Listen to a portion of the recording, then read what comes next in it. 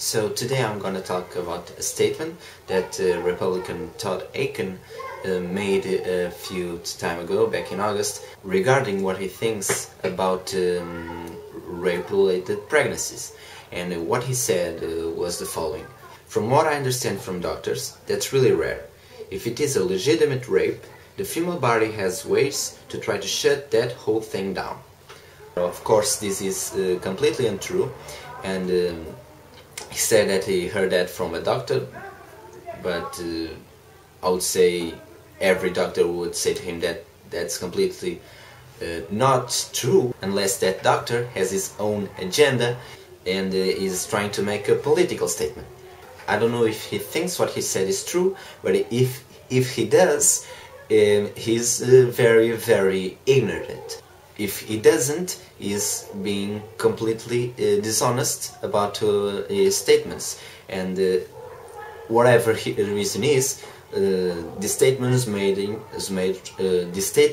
was made to try to make a point about abortion and the position of almost every conservative, that is, abortion should be illegal.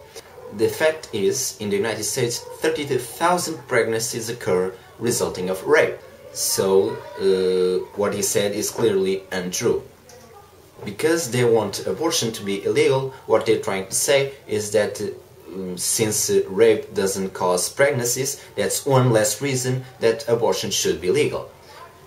But like I said, 32,000 pregnancies occur resulting from rape, so what he's saying is completely false.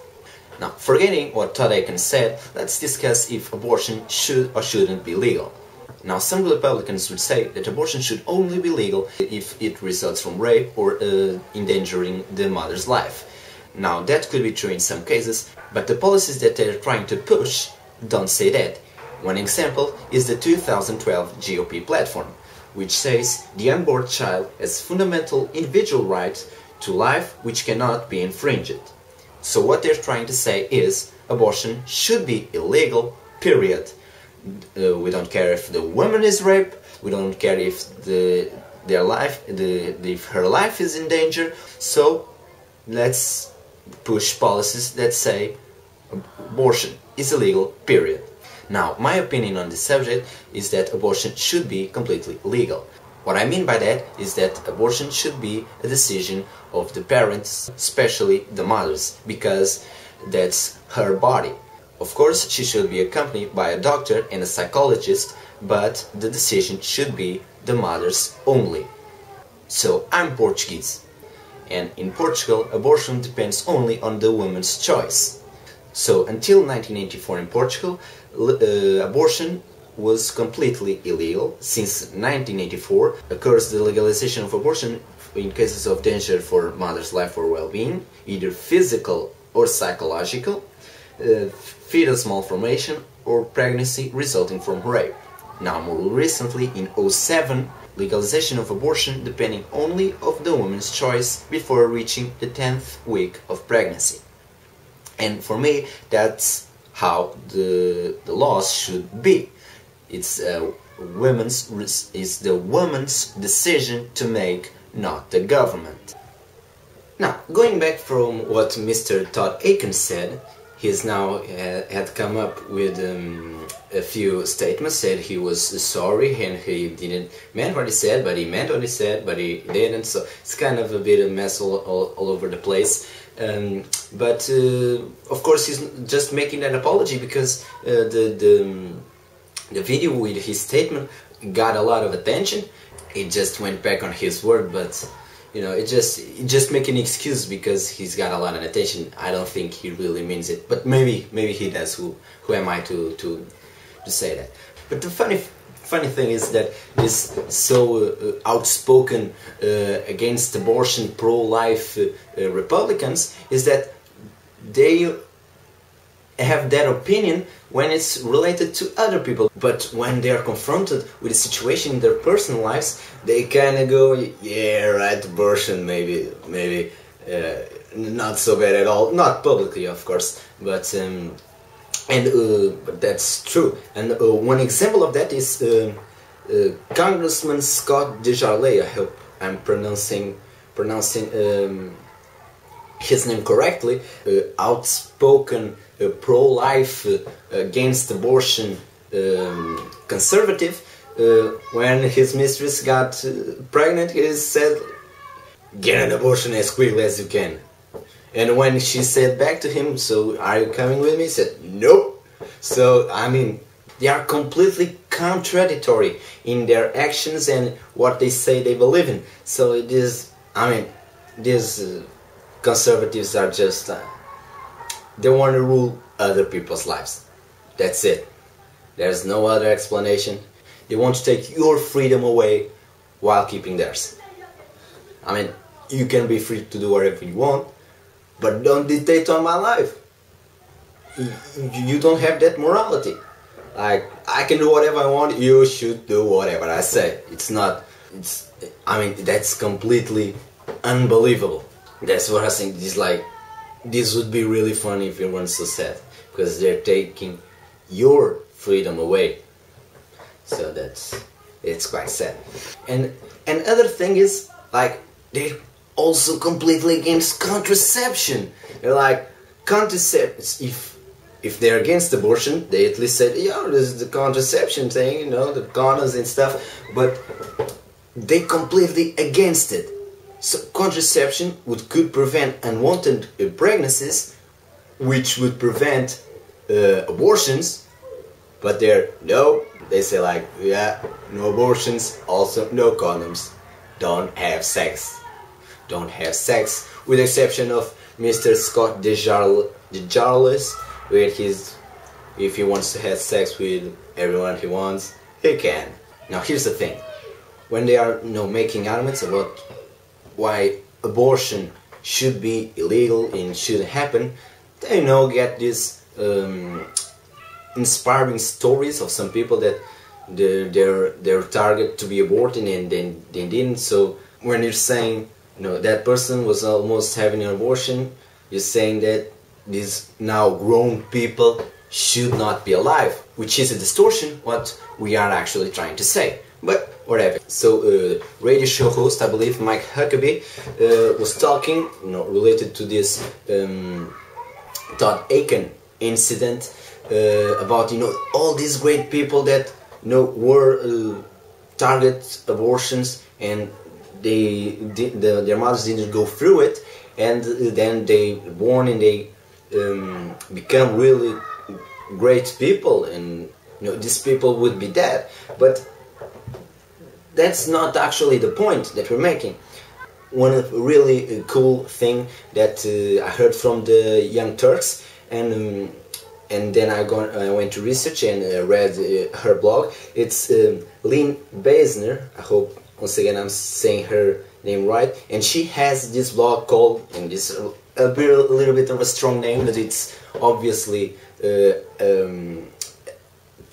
cause an impression and to get attention for her blog, and it's called "I Wish My Mother Had Aborted Me." And of course this is a strong name, but if you read her blog you'll understand.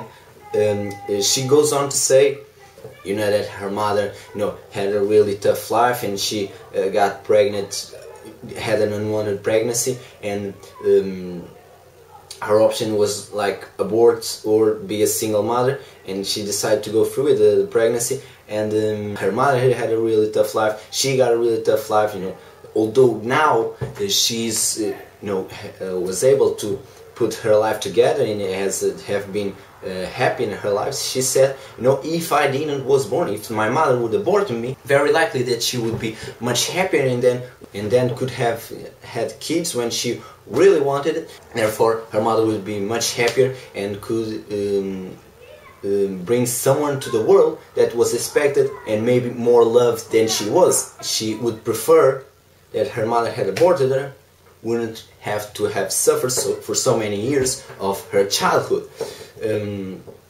Now, of course, her blogger get a lot of attention, and a lot of that attention is very negative attention, especially from some Christian fanatics, I would say. And I scroll through the comments, and although very supportive comments on her blog, there was a few were, I mean, really, really hurtful, and I'm gonna quote one of her comments that she had on her blog. I kind of felt a bit sad when reading what this person had to say to her, and I quote, she's saying that every single woman who gets pregnant should get an abortion, and if they don't, they are selfish. What's selfish is a single woman who has sex even though they don't want to get pregnant, and get an abortion when they do. And single women who want a baby so badly that they are not willing to wait until they have a husband before getting pregnant. Now, this comment has two distinct parts, I believe.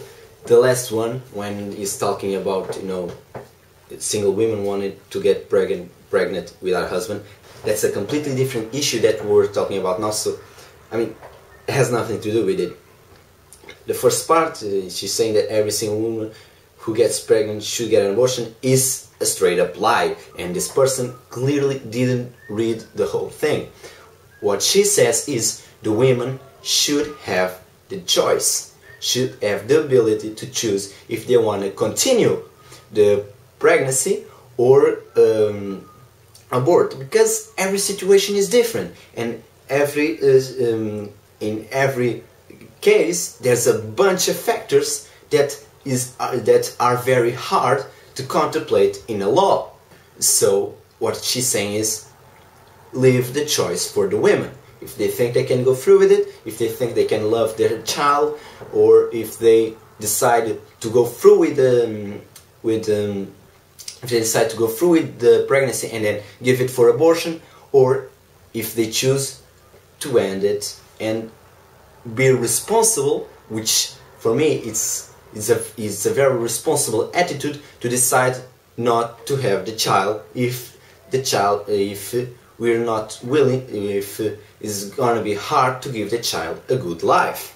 So this person clearly, I would say, probably just read the title, because one of the first things she says, she's really happy she's alive. But if she wasn't, her mother would have been probably much more happy, and she wouldn't have suffered so much. And that's also my opinion. Women should be able to choose to do whatever they think is best at the time, at their social context, and wherever they feel is right. Now I'm just finishing. This video is probably already really long, but the thing is, these people call themselves pro-life, although they're only thinking about the life of the unborn child. They're not thinking about the life of the mother. And the other thing is, almost the same people, all the same people that are pro-life are also the same people that say they are for small government. If you are for small government, don't put government in the way of the decision of the mother. It's very simple. But they say, oh no, we are small government.